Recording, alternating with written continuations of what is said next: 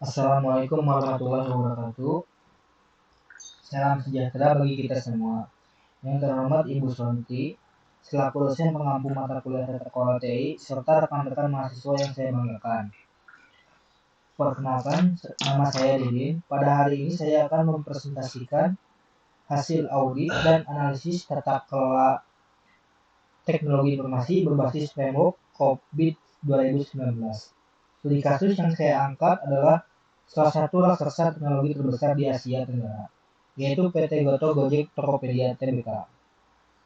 Seperti yang kita ketahui, Goto bukan lagi sekedar aplikasi biasa, melainkan sebuah super app platform. Mereka mengintegrasikan 3 pilar bisnis raksasa, layanan on demand seperti ride hailing, e-commerce melalui Tokopedia, dan fintech melalui ekosistem GoPay.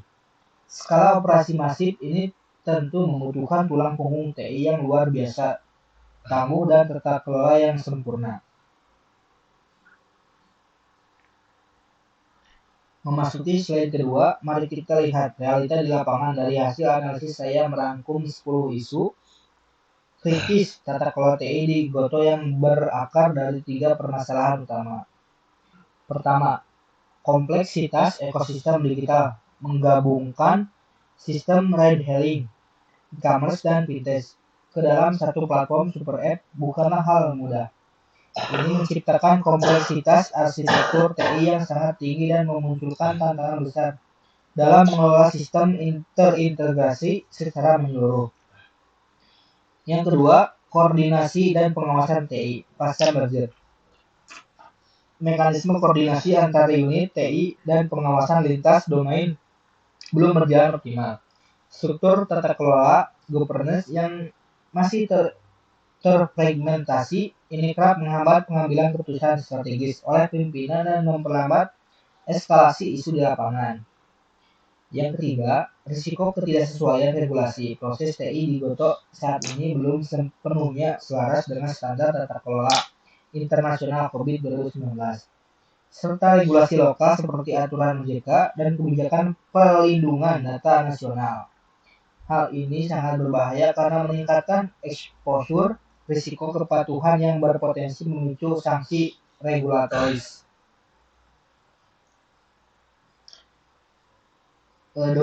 Untuk menyelesaikan masalah tersebut, saya melakukan audit menggunakan 5 domain COVID 2019. Kita mulai dari level puncak, yaitu domain IDM, Evaluate, Direct, and Monitor.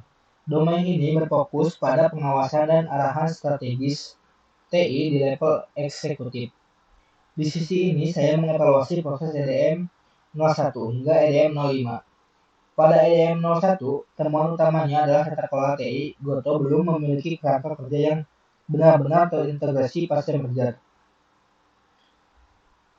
Pada EDM 02, manfaat investasi TI tidak terukur secara konsisten di seluruh pilar bisnis. IDM 03 menunjukkan bahwa optimasi risiko TI masih bersifat reaktif, bukan proaktif.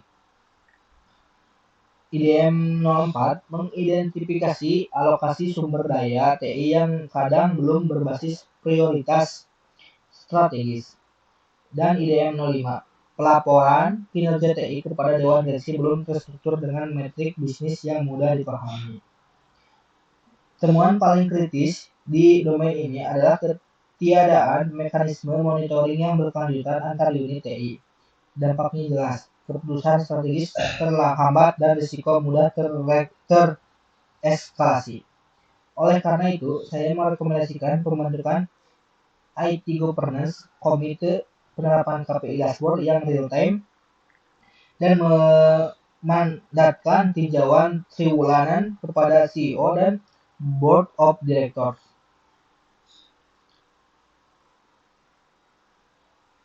Untuk turun satu level ke manajemen operasional, kita masuk ke domain EVO, Align, Plan, and Organize. Fokus domain ini adalah menyelaraskan strategi TI dengan tujuan bisnis Goto. Di aspek tata kelola dan kebijakan, EPO 01 hingga APO 04 ditemukan bahwa kerangka manajemen, strategi, arsitektur, dan inovasi TI belum didokumentasikan secara menyeluruh. Kebijakan TI ini mutlak memerlukan pembaruan berkala agar sejalan dengan roadmap bisnis Goto ke depan. Namun peringatan prioritas tinggi di domain ini jatuh pada proses EPO 12, yaitu manajemen risiko bersama dengan pengelolaan SDM, EPO 07, dan vendor EPO 10, EPO 12, menjadi sangat kritis karena proses identifikasi, analisis, dan mitigasi risiko belum mencapai kapabilitas level 3. Rekomendasi kuat saya untuk EPO ini adalah Goto harus segera mengimplementasikan sistem manajemen keamanan informasi secara menyeluruh EPO 13 dan secara khusus mendorong EPO 12 ke level 4 melalui pembuatan risk register yang terintegrasi dan dashboard monitoring risiko secara real time.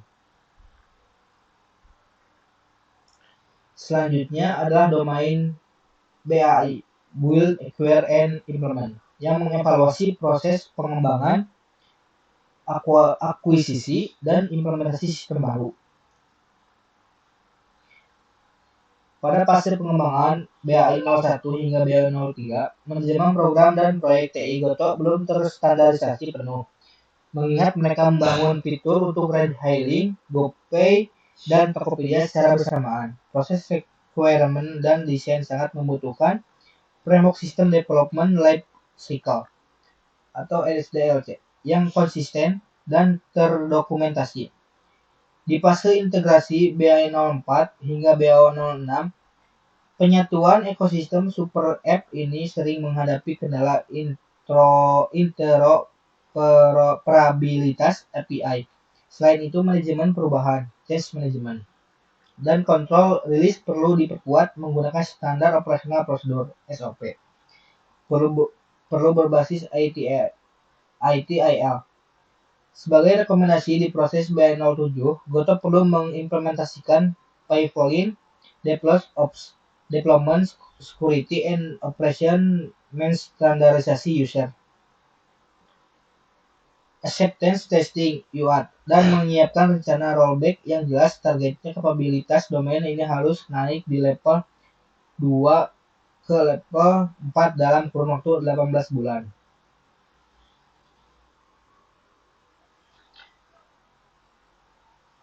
Kita bergeser ke domain DSS, Deliver Service and Support, yang menilai layanan operasional harian, dukungan TI, dan keamanan operasional. Pada DSS 01 dan DSS 02, pengelolaan operasi harian belum sepenuhnya otomatis, dan manajemen insiden seperti komplain, keluhan pengguna memerlukan jalur eskalasi yang lebih terstruktur untuk naik ke target level 4. Pada DSS 03 dan DSS 04, ditemukan bahwa insiden masalah yang berulang belum diatasi dengan root cause analisis yang sistematis. Rencana kontinuitas layanan, business continuity, juga perlu diuji berkala. Tetapi, perhatian utama dan prioritas tinggi di seluruh studi kasus ini ada pada DSS 05 dan DSS 06.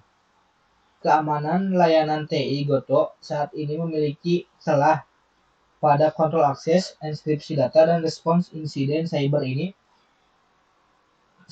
Ini adalah risiko kritikal tertinggi dengan gap kematangan mencapai level 3. Rekomendasi mutlak di sini adalah implementasi arsitektur keamanan Zero Trust dan pembangunan Security Operation Center yang bersiaga 24/7.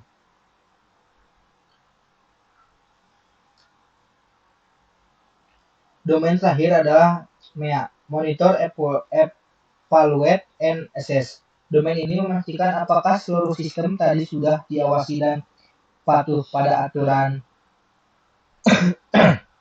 Pada MEA 01, monitoring kinerja, pemantauan belum terintegrasi penuh, dan KPI operasional belum konsisten. Solusinya adalah dashboard real-time terpusat. Pada MEA 02, audit dan kontrol internal, efektivitas kontrol belum maksimal karena audit internal belum berjalan periodik secara terstruktur. Kita butuh jadwal audit rutin dengan framework standar. Dan di MEA 03, kepatuhan regulasi, pemenuhan aturan OJK, BI, dan standar ISO belum sepenuhnya terdokumentasi dengan baik. Rekomendasinya adalah menguatkan sistem manajemen kepatuhan digital yang dapat melapor ke regulator secara otomatis. Capability assessment. Berdasarkan analisis kelima domain tadi, saya melakukan visualisasi tingkat kapabilitas pada 16 proses TI utama untuk melihat kondisi saat ini dibanding target. Rata-rata kondisi Goto saat ini berada di level 2 hingga level 3. Manage and established dengan target ideal untuk kelas super app di level 4 hingga level 5, predictable and optimizing. IDM saat ini 2.4, target 4.5. APO saat ini 2.6, target 4.8. BI saat ini 2.3, target 4.5. DSS saat ini 2.8, target tertinggi di 5.0. MEA saat ini 2.5, target 4.5. Dari angka-angka ini kita mendapatkan prioritas pengembangan 2 titik merah yang paling kritis dengan gap atau kesenjangan sebesar 3 level, yaitu APO 12, manajemen risiko, dan DSS 05, keamanan operasional. Disusul oleh BAI 06, manajemen perubahan, dan MEA 03, sistem pengendalian dengan gap level 2 level.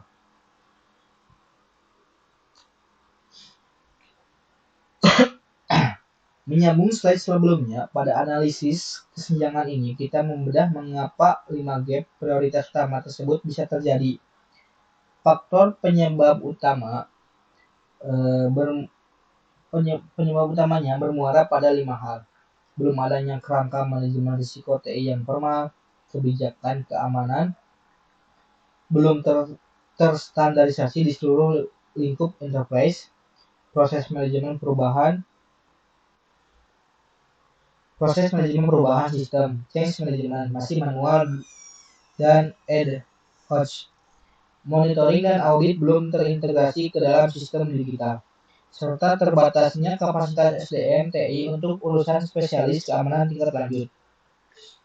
Dampak dari gap ini sangat mengerikan. Exposure risiko menjadi sangat tinggi, membuka celah insiden kebocoran keamanan data pelanggan, memicu ketidakpatuhan terhadap regulasi OJK dan Undang-Undang Perlindungan Data Pribadi (PDPA). Dan puncaknya adalah potensi gangguan layanan server app berskala nasional yang merugikan jutaan transaksi.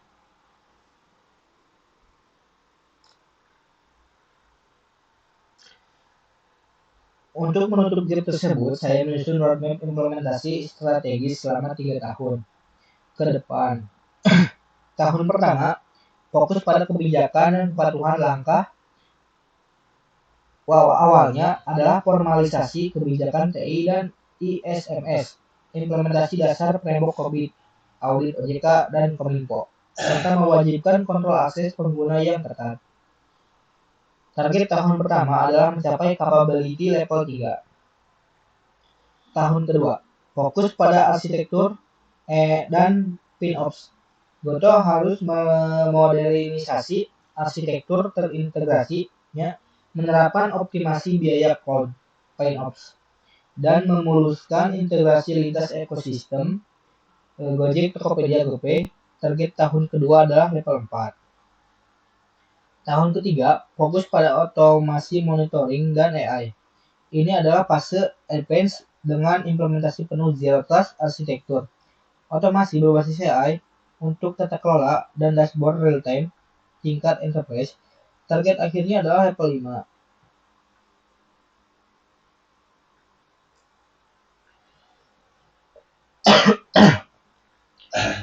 Apa yang terjadi jika roadmap tadi diabaikan? Saya memetakan ada 15 risiko utama yang bisa menghancurkan reputasi Goto yang saya bagi menjadi 3 kategori. Yang pertama, risiko keamanan dan data, meliputi kebocoran data pengguna, Ini dampaknya kritis, serangan ransomware, akses tidak sah ke GoPay, gagalnya enkripsi, hingga peretasan API. Mitigasinya wajib menggunakan Zero Trust dan pemetaan SIEM real time. Risiko kepatuhan dan operasional, mulai dari sanksi berat OJK dan BI, pelanggaran POJK, gangguan layanan saat jam sibuk, peak traffic, hingga inefisiensi biaya operasional. Mitigasinya adalah audit berkala dan pengujian bisnis continuity plan BCP. Risiko strategis dan reputasi. Dampak jangka panjangnya adalah kehilangan kepercayaan pengguna dan investor. Lepasnya keunggulan kompetitif, gagalnya integrasi pasca merger, dan membengkaknya biaya akibat technical debt. Ini hanya bisa dimitigasi dengan kehadiran IT Governance Board yang kuat.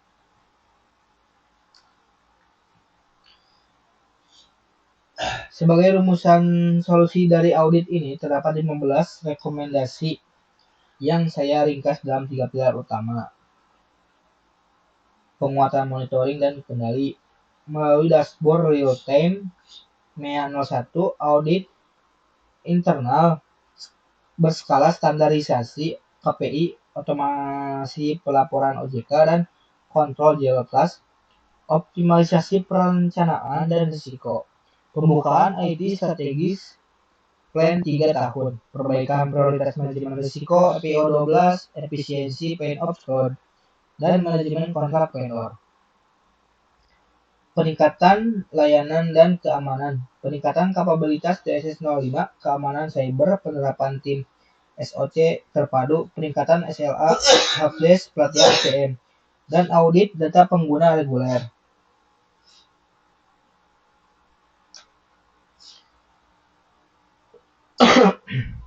Sebagai kesimpulan akhir, tata kelola TI PT Goto saat ini berada pada tahap fundamental di level 2 hingga level 3. Untuk mempertahankan posisinya sebagai Raja Super App, mereka harus bergerak cepat menuju level 4 dan 5.